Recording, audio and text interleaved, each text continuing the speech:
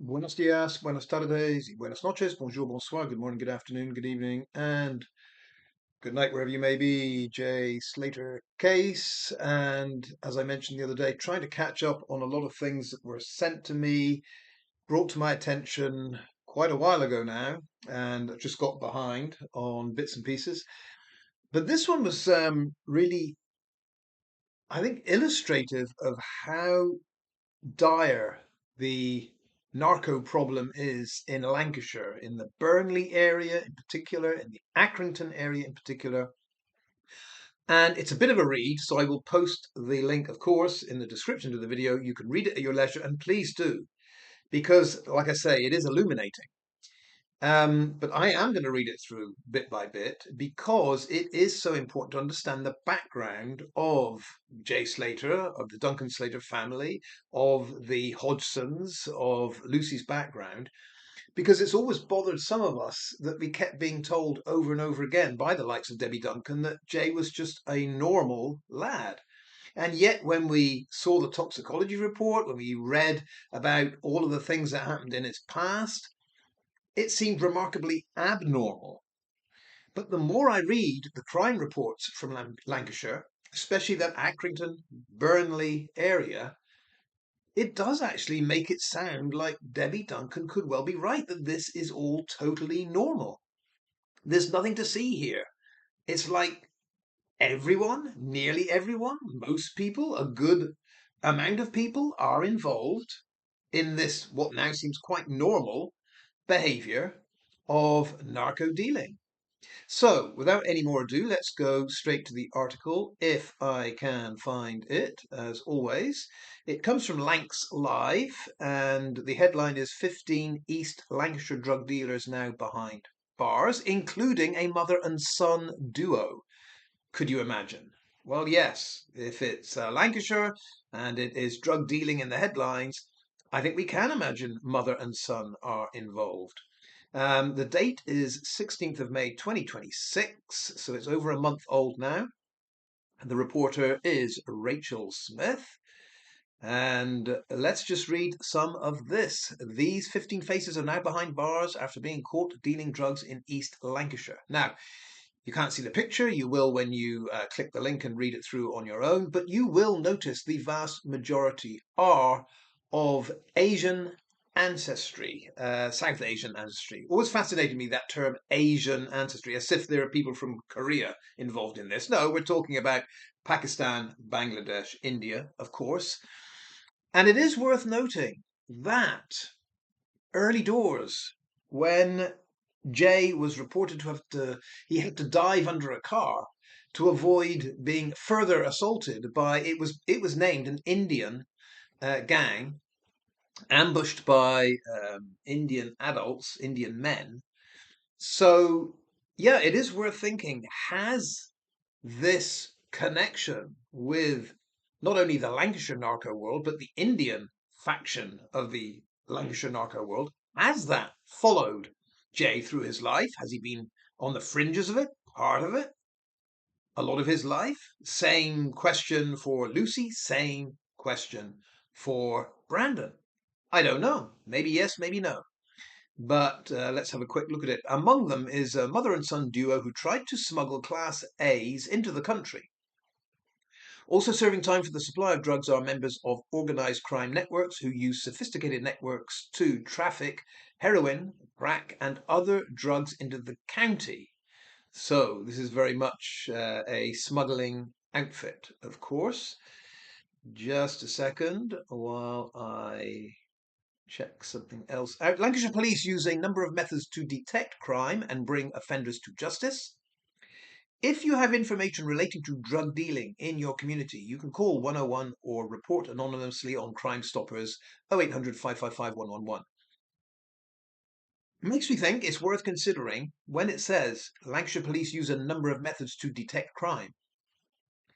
In the Jay Slater case, it has been suggested, and I repeat, suggested, that maybe the heart of all Jay's problems lay not in Tenerife, but in Lancashire, where perhaps, a number of methods to detect crime are used. Are we talking about Jay being some kind of grass early on? Are we talking about when Debbie took him to the police station to give a witness statement regarding the Tom Hilton affair?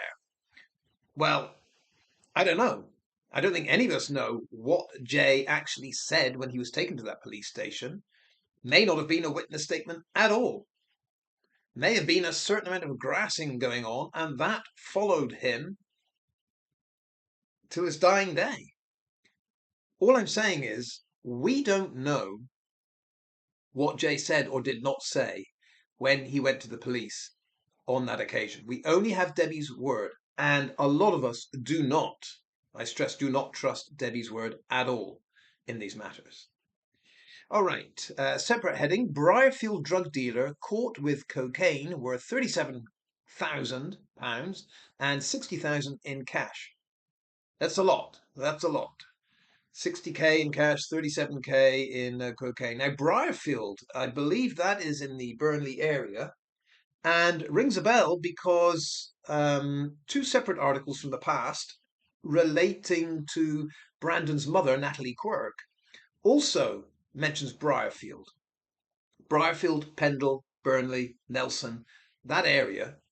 So yeah, I would imagine Briarfield's a pretty small place, but here we go. Mr. Big here, Usman Ajaz. Usman Ajaz, 37k worth of cocaine, 60k in cash. A man from Briarfield has been jailed after drugs valued at more than £40,000 were found during a search of his home. Officers from the Prosper Partnership and Pendle Neighbourhood Policing Team carried out 6 drugs warrants in Briarfield in October last year, one of which was at an address in Meadow Close. Cocaine with a street value of £37,880 and crack cocaine with a value of £4,510 was found.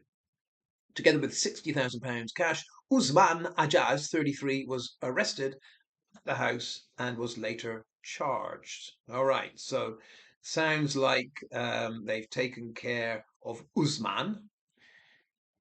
Tiger drugs line boss ran empire like a CEO and thought he was untouchable. Yeah, the Tiger line, that was again a lot of people arrested, and as we're reading now, convicted. And I mean, if you want to be conspiratorial, your mind goes back to that. Your boy owes me or owes us a lot of money. And some of us thought a lot of money might not just be a bag worth of drugs. It might be the income of like 15 different people in Lancashire. Like a lot of money, the livelihood, the income of many people. I digress.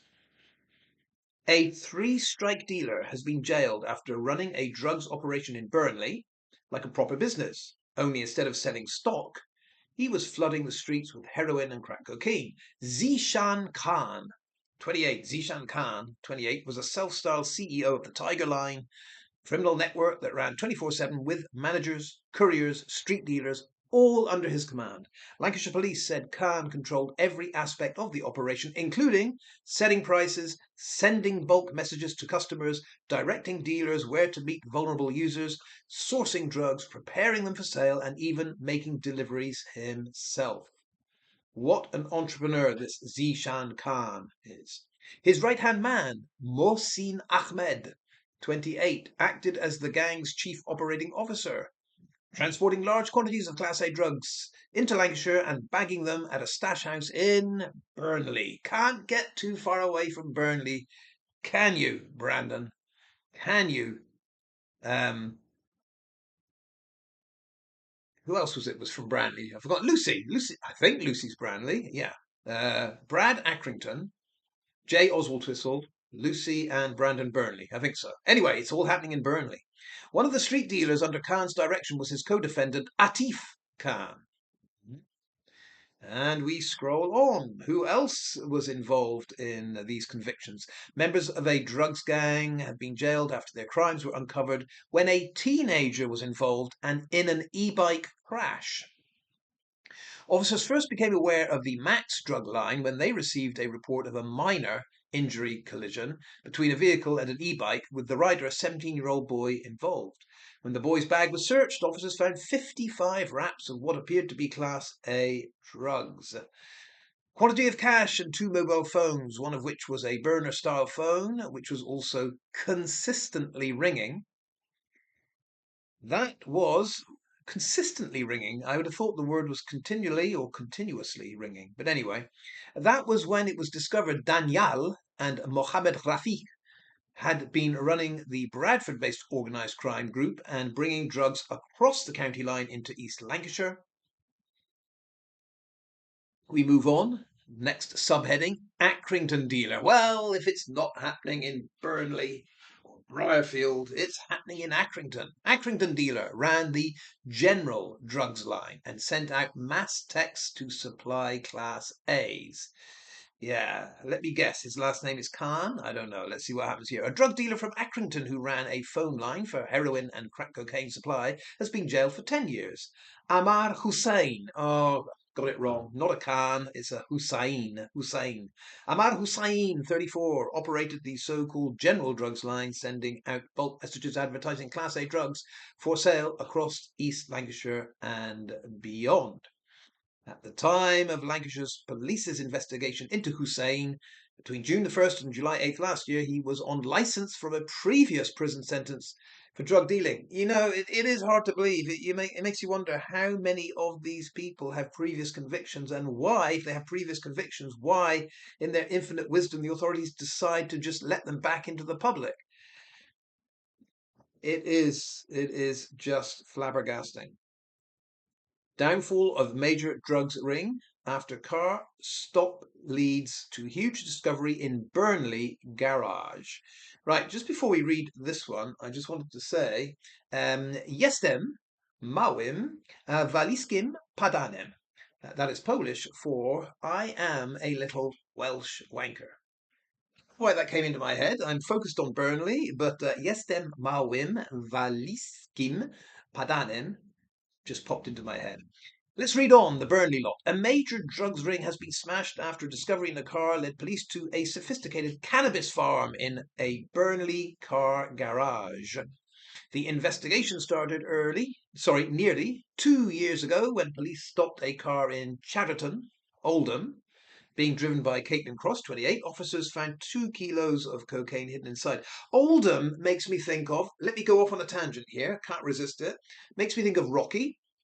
In conversation with one of our members, one of our contributors the other day, the question came up, is it possible that Rocky relocated to Oldham, not for his boxing, gym work or what have you, but for some other reason? And I would think more than likely something going on in Oldham that is lucrative to Rocky. I don't think his boxing is, but I would have thought there was a good reason. I mean, to be honest, why else would you move to Oldham if it's not for some kind of financial reason? I don't think you just choose a random gym and be happy that Oldham is the place you're going to. But I don't know. Only Rocky. Well, I say only Rocky. Rocky and those that converse with him, like Ivor Lovelace, would know why Oldham was chosen. But us mere mortals, we don't. That led detectives from the Northwest Regional Organised Crime Unit straight to Burnley, where officers executed a warrant at a car garage in June 2024 and found 5 rooms filled with cannabis. Finally, we get on to the mum and son. Darwin, mum and son, jailed after £294,000 cocaine smuggling plot exposed. I'll read that again. £294,000 of cocaine smuggling plot exposed. Mum and son. A drug smuggling mum and her son from Darwin who plotted to smuggle nearly £300,000 worth of cocaine into the UK have been jailed. Amanda Meadowcroft, 53, was stopped by Border Force officers at Manchester Airport in April 2025 after flying back from the Dominican Republic, not from Tenerife, Dominican Republic. Officers soon uncovered the shocking truth. The mum had been involved in a plan to smuggle 14 kilos of cocaine into the country along with her son, Bradley Cousins. No Indians involved this time. Next headline, he was found hiding in the loft after what police found on mobile phones. A drug dealer who tried to hide in a loft under police after police uncovered incriminating messages on his mobile phones, has been jailed for more than 5 years. David Green, no Indian involved here, no mum and son involved here, nothing involving Burnley here. David Green was eventually discovered by officers after they forced their way into a Burnley home. I take it back. It is Burnley yet again. David Green in Burnley. Weeks after he fled the scene of a suspected drugs deal, Lancashire police first spotted the 41-year-old driving a Volkswagen Caddy on Plum Street on December 8th last year, where officers believed he had just been involved in a drug transaction. All right, we will leave that one there. But like I say, I do encourage you to click on the link or to access Lancs Live with the headline from the 16th of May, 15 East Lancashire drug dealers now behind bars. Apologies for taking so long to get to that article. And like I say, I mean, there's nothing that directly affects the Jay Slater case, of course not. But if you were like me and you were thinking, how is it that the UK has just descended into this, I don't know, cesspit of mothers like Debbie Duncan, school finance officers that say they have a nice house, they all work, they're good people. And yet they shrug their shoulders and say, yeah, my son was just normal. I mean, when you read that, I am now convinced that is normal. Debbie was telling the truth. Normal is you're involved in this kind of stuff. And those that aren't, those that are clean, those that shun it, those that just go to work and do an everyday job and come home and pay their bills and get by without getting in conflict with the law, those are the abnormal people, I really think. Well, it seems that way, at least for Burnley, Accrington, Briarfield, Pendle, Nelson, Accrington. Anyway, let's leave it there. Maybe one a little later. We will see. Hasta luego. Hasta la vista. See you later. Adios.